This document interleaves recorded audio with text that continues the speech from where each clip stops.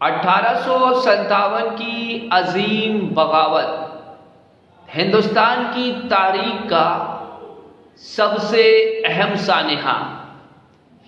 اس عظیم بغاوت کے کئی وجوہات ہیں، ہم یہاں پر اس کے سیاسی اسباب یعنی کہ پولیٹیکل کاؤزز پر تبصرہ کر رہے ہیں اور سمجھنے کی آسانی کے لیے چند نقطوں پر اس کو مبینہ کیا گیا ہے تاکہ سمجھنے میں آسانی ہو۔ انگریز ہندوستان تجارت کرنے کی غرض سے آئے تھے، لیکن یہاں کی سیاسی کمزوری کا انہوں نے پورا فائدہ اٹھایا اور تاجی سے یہاں کے حکمراں بن بیٹھے۔ پلاسی کی جنگ کی کامیابی نے ان کی حوصلہ افزائی کی اور دیکھتے ہی دیکھتے وہ پورے ہندوستان پر قابض ہو گئے، اور 1857 میں ایک ملک گیر پیمانے پر ہندوستان میں ان کے خلاف بغاوت کی گئی۔ تو اس کے سیاسی اسباب کیا تھے، ذرا غور کرتے ہیں۔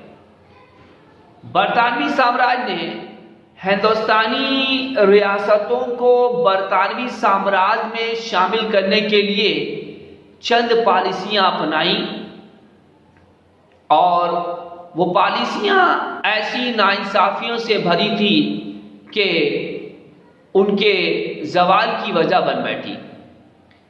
امدادی صلح کی پالیسی، جس کو ہم لوگ سبسیڈیری الائنس کہتے ہیں، اس پالیسی کو لارڈ ویلزلی نے نافذ کیا۔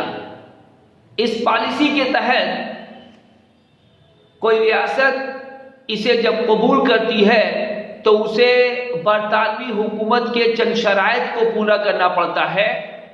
وہ برطانوی سامراج کو سب سے بڑی طاقت مانتی ہے، ان کے مشورے کے بغیر کسی سے نہ ہی جنگ کر سکتی ہے نہ ہی صلح کر سکتی ہے۔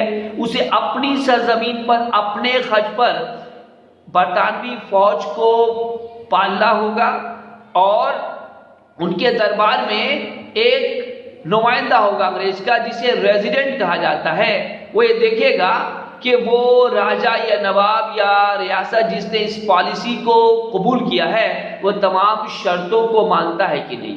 اس کے عوض برطانوی سامراج یہ وعدہ کرتی ہے کہ اگر کوئی دوسری ریاست اس پر حملہ کرتی ہے تو وہ اس کی حفاظت کرے گی۔ اس اصول کے تحت اس نے جو ہے سب سے پہلے نظام حیدرآباد کی ریاست کو شامل کر لیا۔ اس کے بعد دوسری ریاستوں پر دباؤ ڈالنا شروع کیا کہ وہ اس پالیسی کو قبول کر لے۔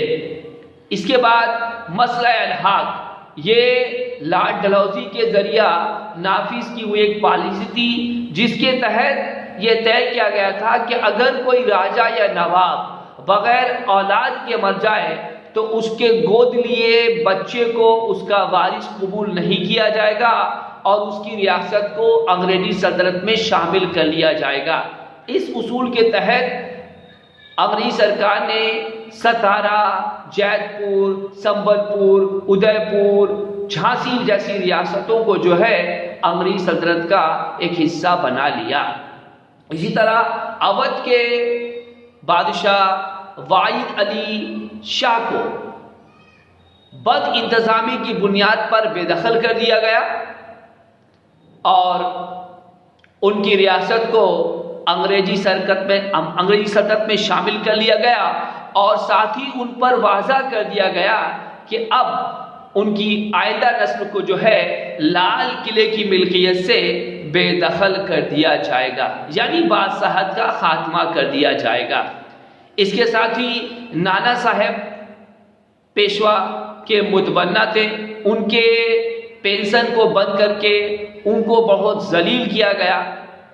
ساتھ ہی ساتھ لکشمی بائی جھانسی کی رانی کے ریاست کو بھی مسئلہ الحاق کے تحت اس میں شامل کر لیا گیا۔